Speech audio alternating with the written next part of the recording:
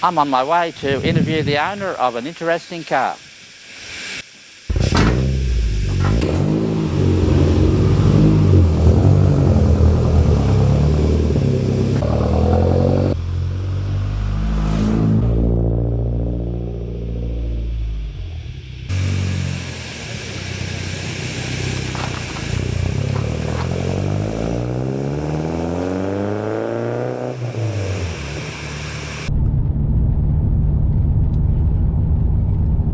Just on my way to interview Rod about his 404 Peugeot rally car. I'm here just talking to Rod about this beautiful 404 Peugeot. Now, how long have you had this one? I've had this, I bought this in 1998 from a gentleman called Frank Bors, who used it as a bash car. Right, and he said it was the only bash car he'd been in that he didn't have to pull the suspension out at night. Right. He was a Ford man. Yeah, yeah. He rallied a lot of Ford Galaxies, and before he bought this car off Jeff Lawson, who was a director of NRMA at the time, and he was head of New South Wales cricket team. He was quite a character. Right, right. So they had done numerous bashes in it. I don't know how many. Yeah. I mean, when I got it, it just came off a truck from Darwin virtually. Yeah. And it was prepared. It has. It was done in Melbourne by the same people that did Brock's bash cars. All right. Yeah. And apparently the seats were out of one of Brock's cars. So it was quite well done.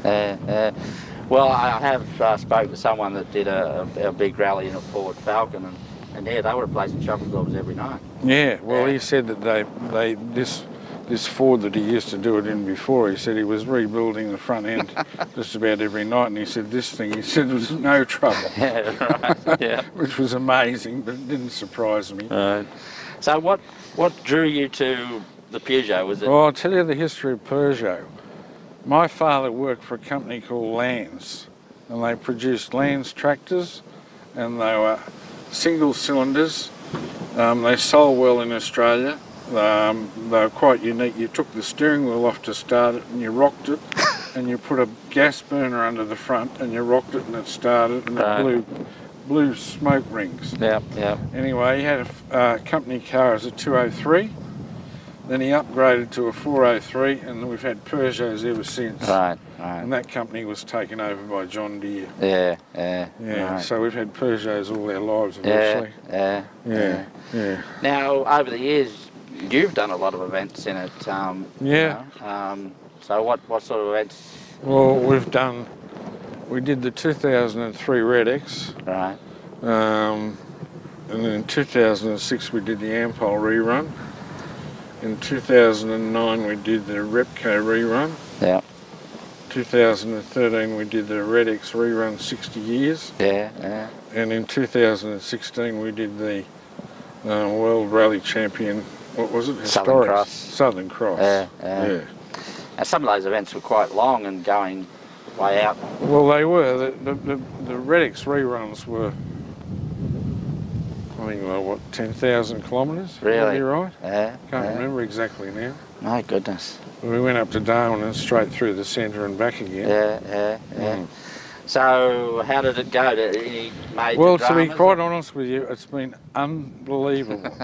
It's been so reliable. Yep. In fact, in that first Red X, Barry Ferguson said to me, "When's that bastard going to break down?" He said, "Everyone else is having troubles and you just drive the thing." Yeah. But the only, I haven't had any problems with it. I had one problem.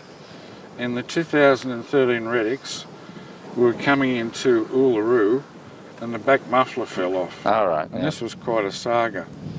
There's only one service station or service who does repairs in Uluru, and they do mainly rent-a-cars. Right. And I think they've got a very lucrative business because so many people drive out there and rent-a-cars and they just charge what they like. Yeah. Anyway, I took it in there and the guy said, yeah, sit down and we'll just weld it up. And I thought, well, it's only an hour's work really, it was nothing. Yeah. Anyway, it took 3 hours.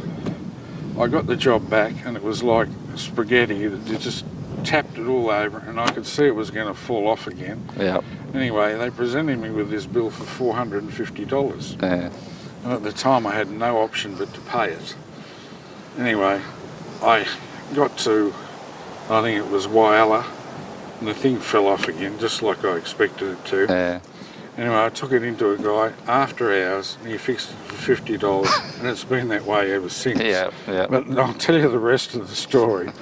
I wrote to the proprietors of the service station in Uluru, and I said that, you know, this was most un-Australian of what they'd done and charged me so much, and that we're in an event that, you know, would be publicised. Anyway, they refunded the money straight away. Oh, really? So it just goes to show.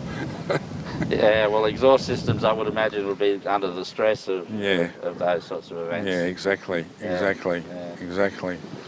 So, no major breakdown stories then really to tell me about? No, I can't tell you any. Oh, hang on. There was one.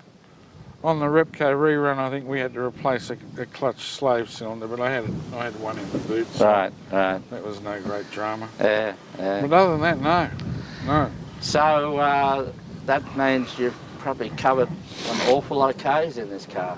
This car's seen a lot of Australia. Yeah. A lot of Australia. A lot of history with that then, wouldn't it be? Yeah. No, a lot of history. I mean, you know, with Jeff Lewison and the like, I don't know what they did with it before then. Yeah. I know they did a few ones to Perth in it. Yeah. Well, that's something else again, Yeah. I know these events are such an adventure. I've only done the Southern Cross one, and then I just wish I'd done them before that. There's such a... You end up going places you've never thought you'd go before. Yeah. Which is wonderful thing to do. Yeah. Well, the Southern Cross, as you know, was a great event. It was. But the downfall I had with that was there were, I think, how many cars ran? About 40, 43 or something? Something like that, yeah. Well, Karen insisted on doing the jump on the wharf. Yeah. Anyway, there were only about 4 idiots that went down there, and we happened to be one of them. So we went round and we did the jump, and I did the struts, I must admit, but it never broke down. Yeah. I had to replace the struts after that. Yeah, look, there's something about motorsport and what your brain tells you to do and what you end up doing is... Yeah. Me and my neighbour go to discuss doing that. We said, we'll just go over the jump nice and gently. Yeah. But we came round the corner and the jump's a couple hundred metres away and the brain saying slow down, but the foot's on the floor. That's exactly right. And it's sort of, what are you doing, you know? And when you got an audience of people watching you, and there's a commentator there who expects you to perform. Exactly. So you can't exactly slow down. No, it's. I can remember when I was rallying, if the navigator read out caution spectators, it just meant you went faster. That's right. That's right. And then, of course, you only buggered it up and embarrassed yourself. That's right. Oh, dear. Yeah. So, having owned this car for quite a long time and done so much with it, is this something that will stay with you forever, or is it something... I would like to think we've got such memories of it. Yeah. And we have modified it. Since I got it, it had a 504 engine and a 4-speed gearbox in it, and a normal differential. Right. But we, with the help of Bruce Briley, the Brileys have been marvellous in assisting. Yeah. They're country people and they can just about do anything. Yeah. We've put a 5-speed gearbox in it, a limited slip diff out of a Peugeot wagon. Right. And it's got a 504 head on it. Right. So it goes quite well. And brakes, the brakes are, actually we've beefed them up. Right. Yeah.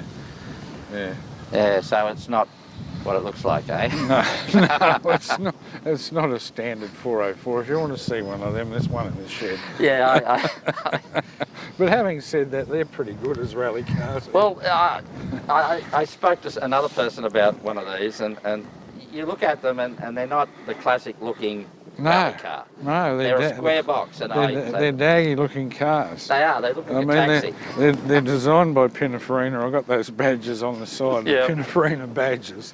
And you think, you know, they design Ferraris, but they look nothing like it. No, it's a very ordinary looking thing. And my navigator in the Southern Cross Rally, you know, and you guys were beating us. Yeah. And he was quite indignant. He kept telling me, go faster, you know. That's right. We can't get beaten by this square box. That's right.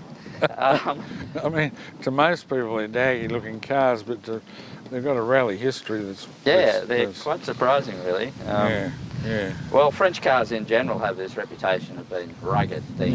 Yeah, well, the paved roads, the pebble roads over there. Even those big Citroens. Yeah. London, Mexico rally, I think, you know, one of them was right up there towards the end. And when you look at them, you think, they couldn't be a rally car. No, it's funny because you talk about that, I don't know, you know those ripple strips at Heatherbrae as you drive up here? Yeah. Well, I go over that in the Ford and it just about shakes me apart. Well, I bought the 404 up the other day and I just went straight over them. I didn't even feel them. Yeah. It's amazing. Yeah, it is amazing how... the suspension in them is soft and supple. Yeah. Well, when you compare up these old cars to modern cars, when you get back in there, it's like coming home. You know, I get in my father's old car, you know. The gearbox is nice and the steering is nice. You got feel. Yeah. And you get in a modern car and it's where are the wheels pointing, you know. It's sort of, you know, there's no... that feel isn't there. No. Well, actually, I mean, I quite often get in the 504 and 404 and drive it and think, you know, I can go over undulations and think, I could never do this in a modern car. Yeah. It's just amazing. You think, you know, they've really gone backwards, I think, with suspension. Yeah. I mean, low profile tyres and the like don't help. Yeah, they don't help at all, I don't think. I mean, they seem to be designing cars for more racetrack than roads. Yeah, I think the facts of life are everyone, you know, they drive up the freeway and that's what they do. Yeah, that's what they do.